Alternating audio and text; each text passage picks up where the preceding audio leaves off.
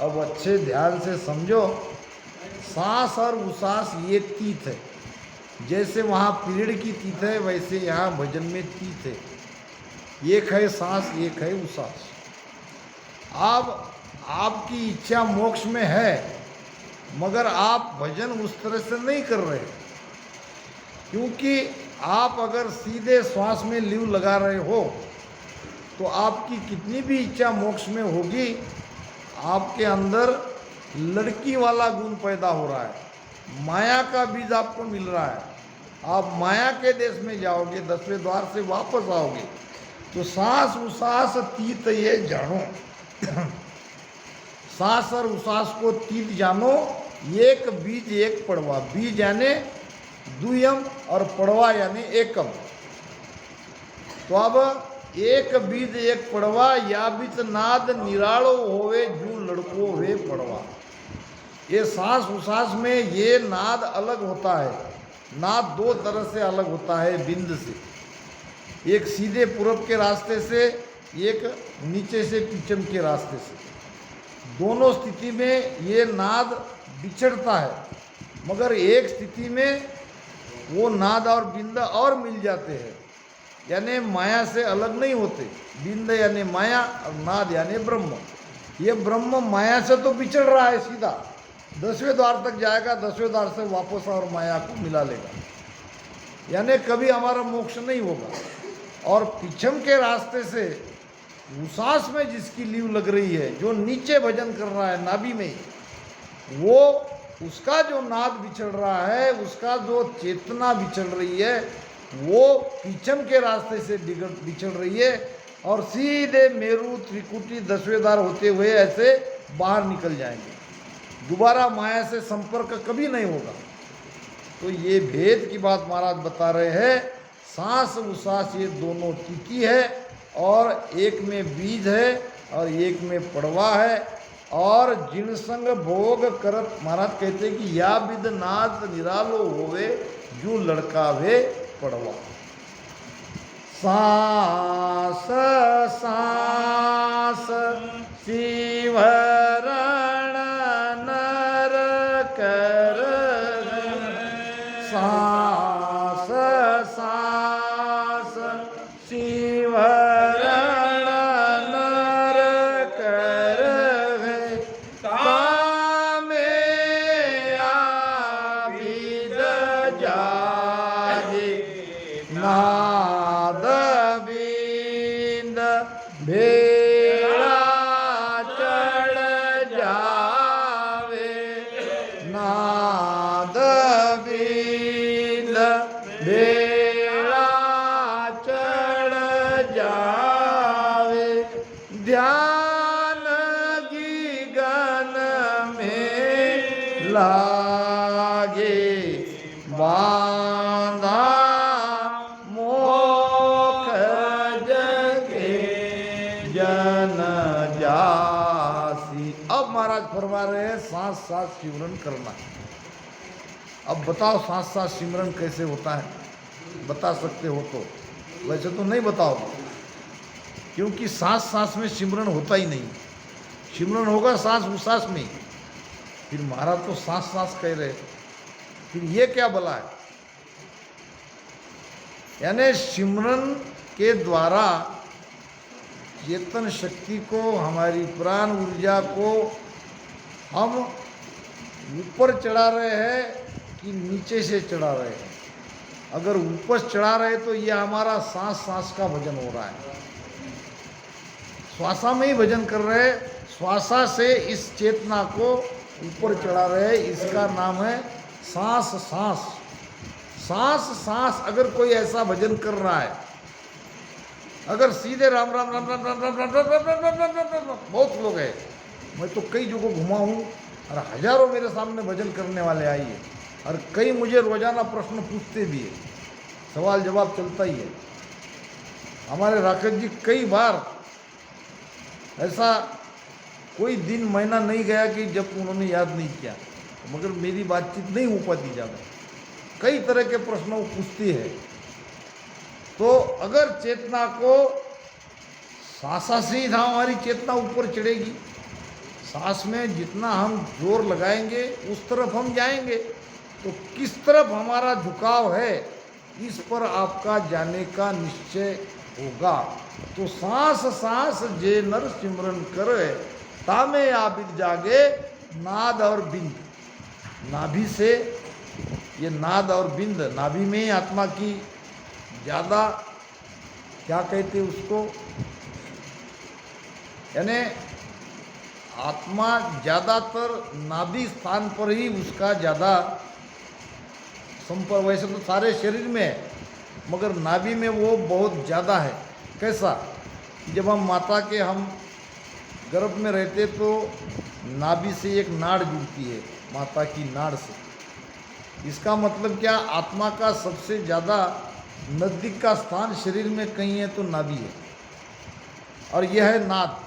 और बिंद यानी माया, ये सोहम को महाराज ने बिंद कहा है, तो सोहम श्वासा भी नाभि तक ही आती है।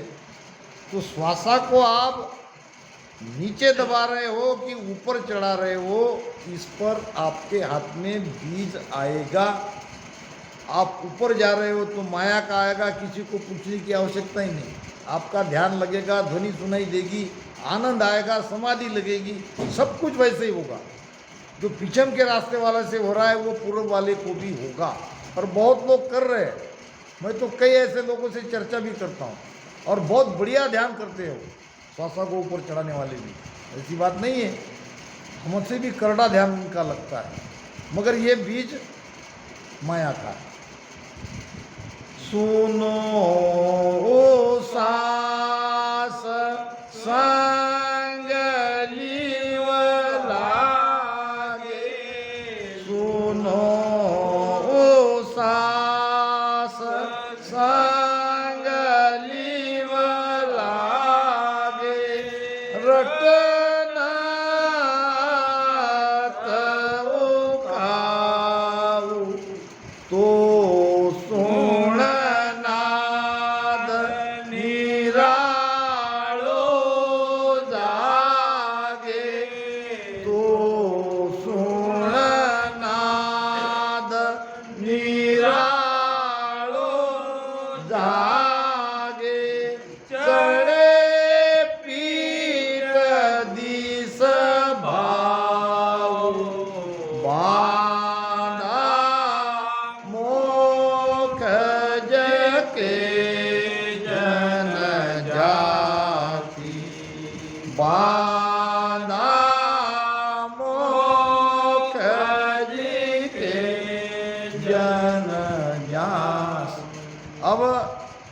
ये तो समझ गया, ऊपर चढ़ा रहे हैं इसको है श्वास, और नीचे दबा रहे हैं ये है उश्वास।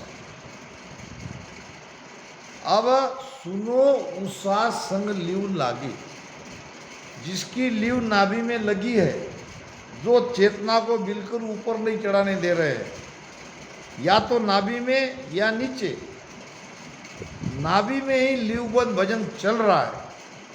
पूरी प्राण ऊर्जा चेतना नाभि में उसकी, यहीं पर सारा खेल उसका हो रहा है, और वो भी राम शब्द रटन करते करते।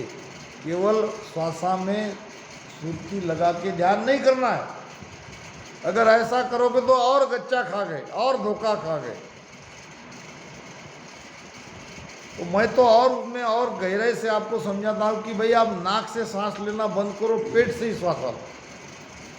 पेट को ऊपर ले जाओ छाती तक, और छाती से नीचे लाओ, पेट को फूलने दो। ऐसे ही करते रहोगे राम राम के साथ, तो ये सारा खेल हमारा नाभि में होगा, और यहाँ से प्राण ऊर्जा प्राण चेतना हमारी पीछम के रास्ते पलटेगी, क्योंकि नयनचर ने वो रास्ता खोल दिया है। तो अगर नाभि में हम यही भजन कर रहे हैं, यही मंथन कर रहे हैं, और रसना से राम राम रटन करते करते कर रहे हैं, तो क्या होगा। इंद्रिया का आधार क्या है, इंद्रियों का आधार है श्वास। जब तक इंद्रिया को पवन मिलता है, वायु मिलता है, तब इंद्रिया में ज्ञान है। अगर वायु से इंद्रिया का कनेक्शन हट जाए तो इंद्रिया शिथिल हो जाएगी कोई भी। अब ये जीभ हमारी इंद्रिया है, और जिभ्या से हम राम राम कर रहे हैं,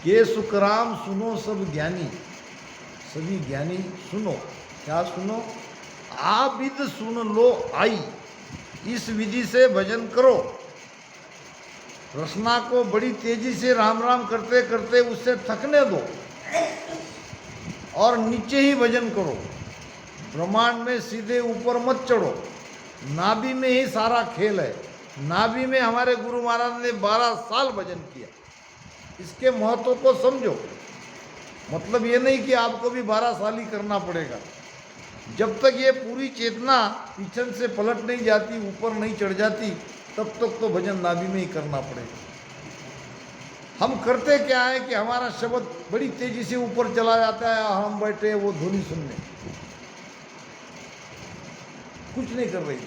श्वासा नीचे ही है, जिद्या चल सकती है, उसको नहीं चला रहे और बैठे ध्यान में। इतने घंटे के लिए मैंने इतना भजन किया। क्या भजन किया? जिब्या तो तुम चला नहीं रहे।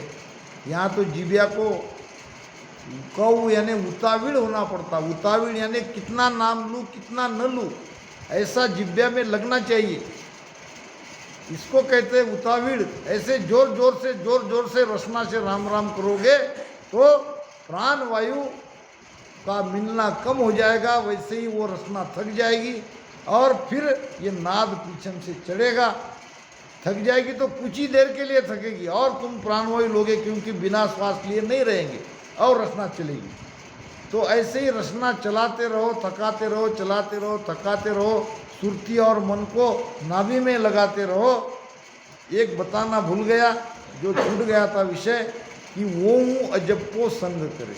अब वो क्या और सोम क्या और अजप्पा क्या, ये छूट गई थी चीज। तो हमारे 2 श्वासा है। एक से हम बोलते हैं, वो है वो, जिससे बोलते हैं वो है वो, और जो अंदर जाती है ये है सोहम श्वासा। अब अंदर जाती हुई श्वासा को जानो करके कह रहे महाराज, सोहम श्वासा जान, यानी कितनी अंदर गहरी जाती है, इसको परखो, जानो, समझो। और जो बाहर की श्वास में हम राम राम रट रहे हैं, तो इससे रकार और मकार का रटन करो ओम से। अब ओम से और सोहम से दोनों आती जाती श्वास से राम राम करोगे तो एक समय आएगा श्वासा हो जाएगी धीमी, धीमी हो जाएगी। इसका मतलब आपका अजप्पा जगह, यानी और शक्तिशाली बनेगी वो श्वासा। और यहीं नाभि में वो धीमी होते ही इसमें रकार मकार आ गया और ओम सोहम दोनों श्वासा आ गया और वो अजप्पा भी जग गया। और उसमें आपको ध्यान लगाना है। ये 6 चीज़ों का मिलान नाभि में करते रहना है, तभी नियंचर जगेगा। उसमें प्रेम आ गया, भाव आ गया, विश्वास आ गया, शरणागति आ गई, समर्पण आ गया। ये सारी चीज़ें तो करना ही है, मगर असली भेद ये है कि सुख राम सुनो सब ज्ञानी, आबिद सुन लो आई, न कल बिना नाद सुन न्यारो, इन कल बिना नाद सुन न्यारो, चढ़े कबो नहीं भाई, बांधा मोक जके जन जास। क्या कह रहे महाराज? इन कल बिना, इस तरह से सुमिरन किए बिना ये नाद बिंद से कभी न्यारा नहीं होगा। नाद बिंद से न्यारा नहीं होगा तो तुम मोक्ष में कभी नहीं जाओगे। मोक्ष में जाने का मतलब दोनों पति पत्नी को अलग करना, और दोनों को मिलाएंगे तो संसार में आओगे। दोनों को अलग बिछड़ा करोगे तो मोक्ष में जाओगे। मोक्ष का अर्थ तो वही है, माया को ही तो छोड़ना है। असली माया तो ये है, नाद और बिंद, भीतर की माया बता रहा हूँ। बाहर की छोड़ने की आवश्यकता नहीं है। माया स्थूल न अटके कोई आ तो उल्टी तारे। एक घर, धन, पैसा, पत्नी, परिवार, ये स्थूल माया है, इसको छोड़ना नहीं है। माया तो भीतर बैठी है, भीतर की माया को छोड़ना है। कैसे छोड़ना है? नाद और बिंद को अलग करना है। ऐसे सीधे भी अलग होता है, मगर कुछ देर के लिए होता है और नाद बिंद मिल जाते हैं। और ऐसे भजन करते रहोगे तो ऐसा नाद पिछम से बिछड़ेगा तो दोबारा बिंद और उसका संबंध ही नहीं आएगा, दोनों कभी मिलेंगे ही नहीं। जब ऐसी स्थिति हो जाएगी उसी समय तुम्हें होगा मोक्ष, उसी समय तुम्हारे अंदर वो सत्ता आ जाएगी और उसी समय सारी वाणी भी आपको समझ में आ जाएंगी, महाराज ने क्या क्या कहा है। नहीं तो ऐसी वाणी समझ की नहीं आएगी। तो चढ़े कबू नहीं भाई, इस प्रकार इतने गहरे विषय को और ऐसे अटपटे विषय को हमारी बहन बेटी के सामने कहना बड़ी हिम्मत की बात है। फिर भी मैं इन सबको साधुवाद देता हूँ, धन्यवाद देता हूँ। बड़े अच्छी तरीके से उन्होंने इस ज्ञान को समझा। सब हमको भीतर में समझना है, बाहर का तो केवल प्रमाण है।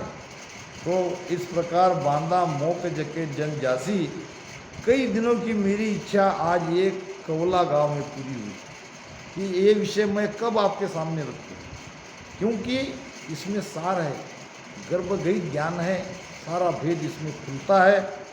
सद्गुरु